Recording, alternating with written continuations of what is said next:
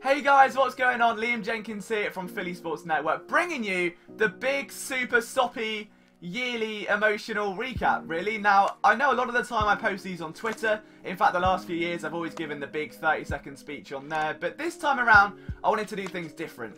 Purely because I genuinely feel that you guys deserve more than that. For me, like, I'm so grateful for every single one of you. And I feel like if I'm getting the best version of you guys, or your guys' true support, and it's genuine, then me giving anything less than that transparency back just ain't sitting right with me. But this has been a big year for myself, for Philly Sports Network, the YouTube channel, for phillysportsnetwork.com, for our writers, for the Eagles, for just about everyone. But it's also been a bit of a roller coaster, and I feel like that there's been times in this year with ups and downs that I need to go back and look over just to kind of give you guys the real story, and so you understand how much goes into these videos, into the channel, and how much that we care about you, because I feel like, again, that's something that's lost. It's very easy for everyone to get all the support for their work, but giving the gratitude back to the people that give it is something that you really don't see enough of these days.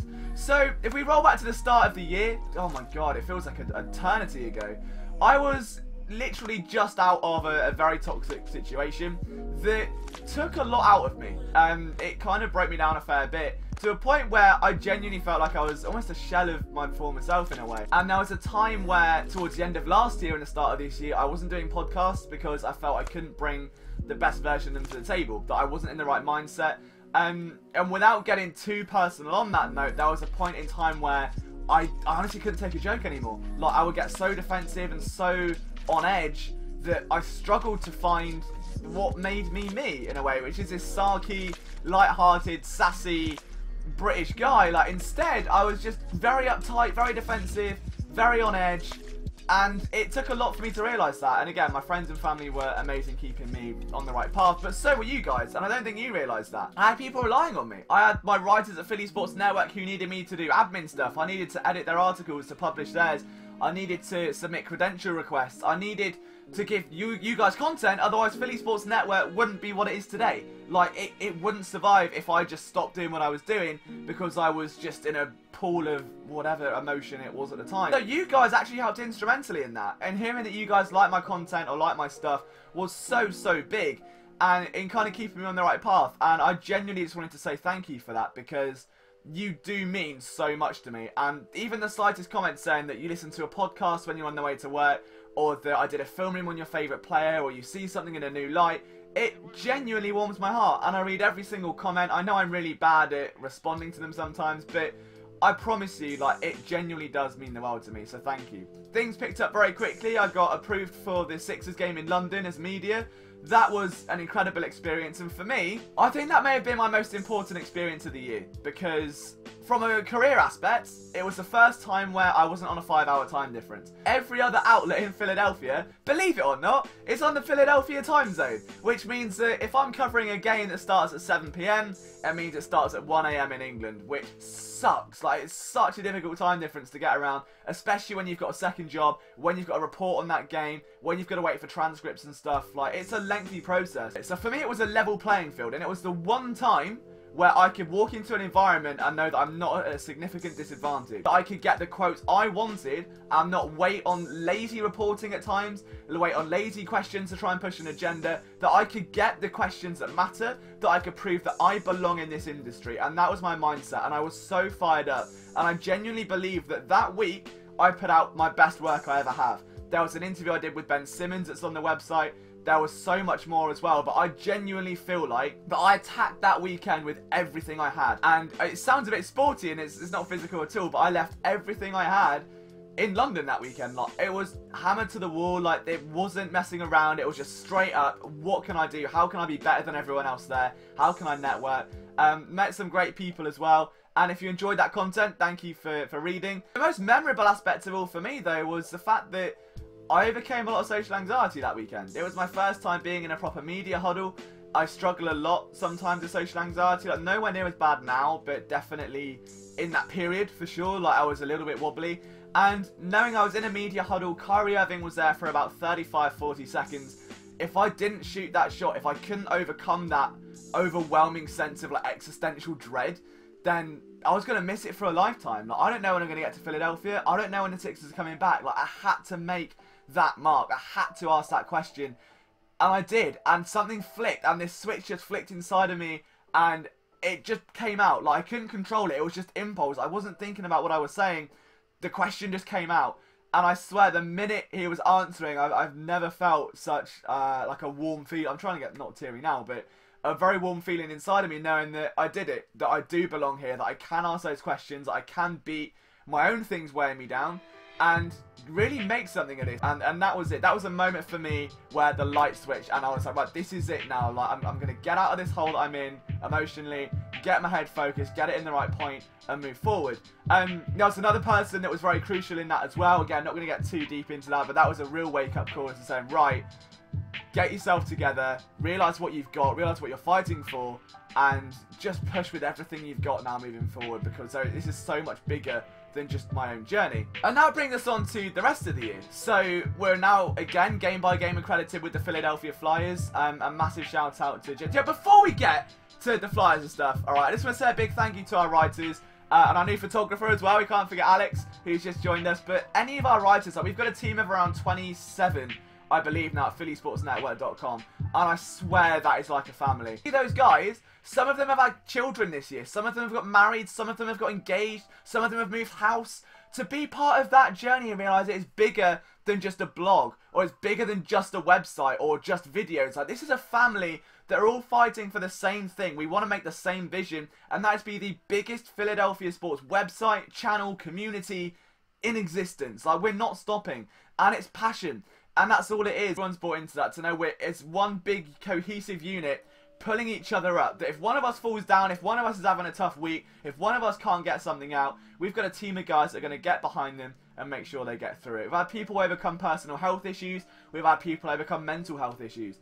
It's a family, and this is what this is. This is what I like to think sets us apart from everyone else. And leading on from that, knowing that we're accredited with the Philadelphia Flyers for game by game, we're accredited with the Lehigh Valley Phantoms. I'm so proud of our Flyers writers, our Union writers as well. Some great talks with the Philadelphia 76ers. Obviously, we're on the Eagles PR list as well. It's just been a big year, and we're getting such a complete sense of coverage, and it's bigger than I could have ever dreamed. Like, when I first started this website, again, I was 19 years old, and it was me covering all 5 teams by myself.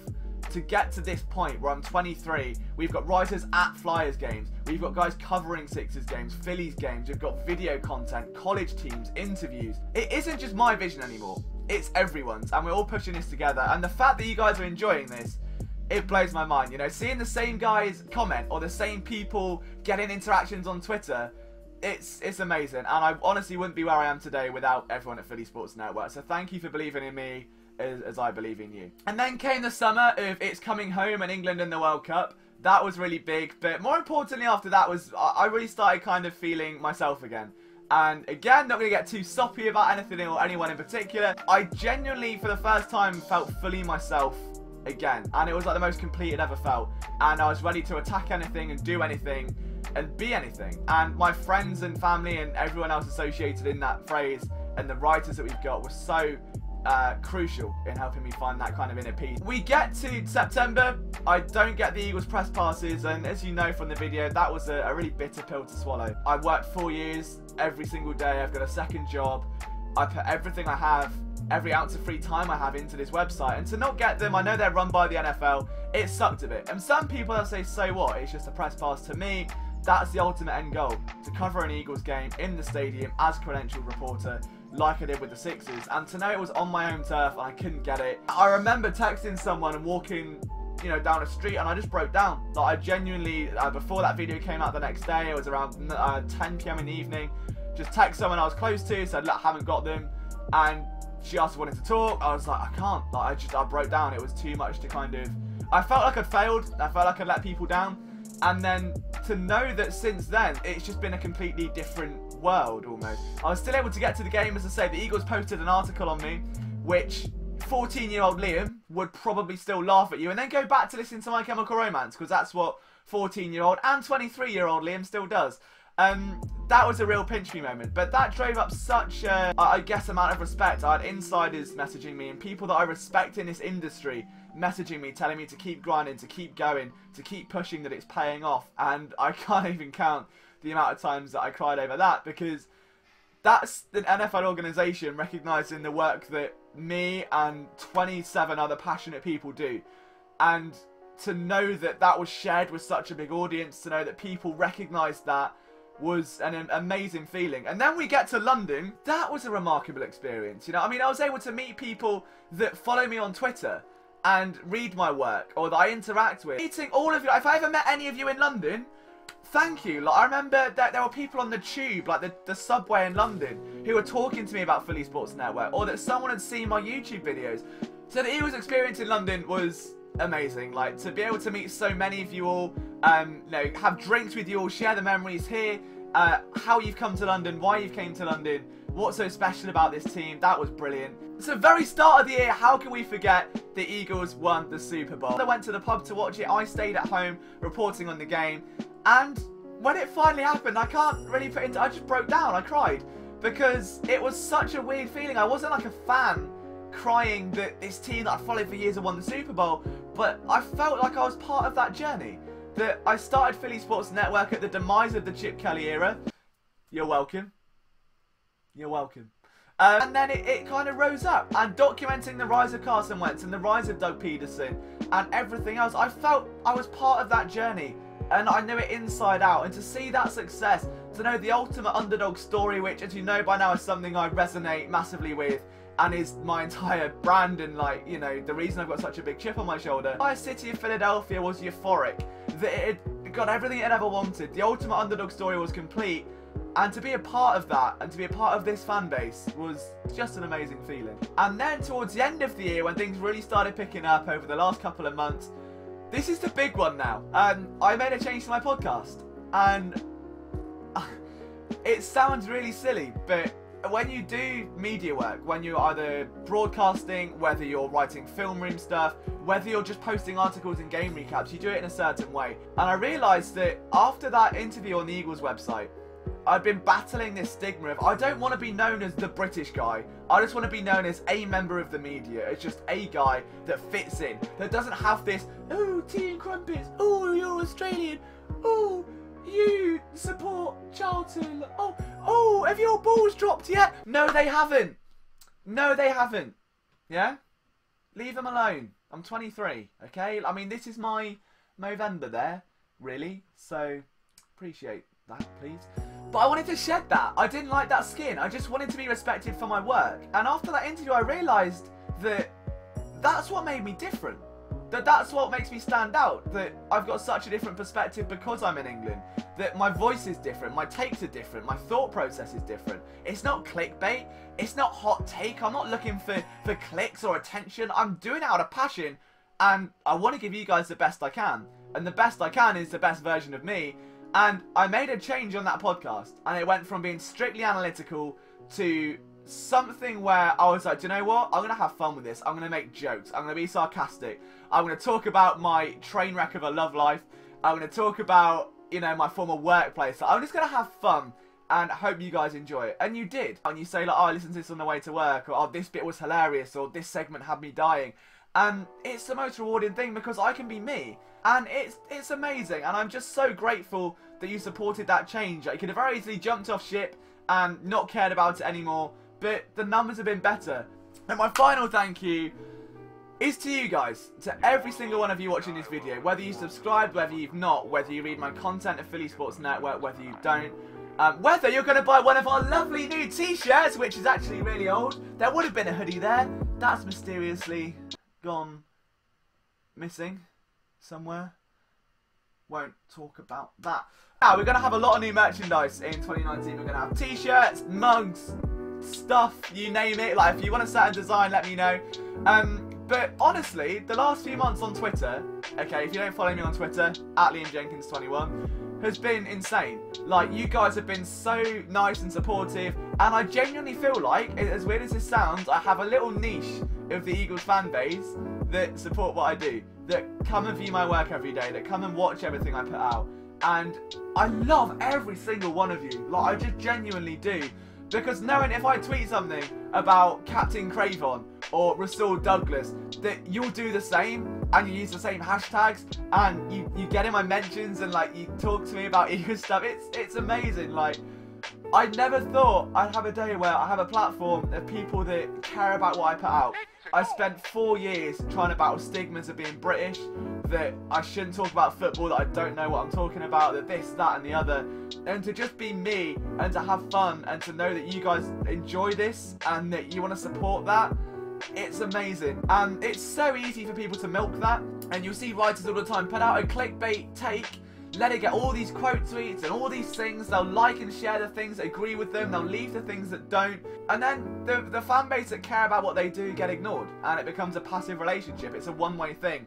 This is a very two-way thing, if you can't tell. I am so overly grateful to every single one of you. And I promise I will get to Philadelphia in 2019 somehow, some way. I will be there. I want to meet as many of you as I can and just thank you, give you a hug, buy you a beer, whatever it is. Without this platform, without you guys having the respect and the appreciation for what I do, I couldn't do it. Because there wouldn't be a reason to, because no one's reading or watching anything.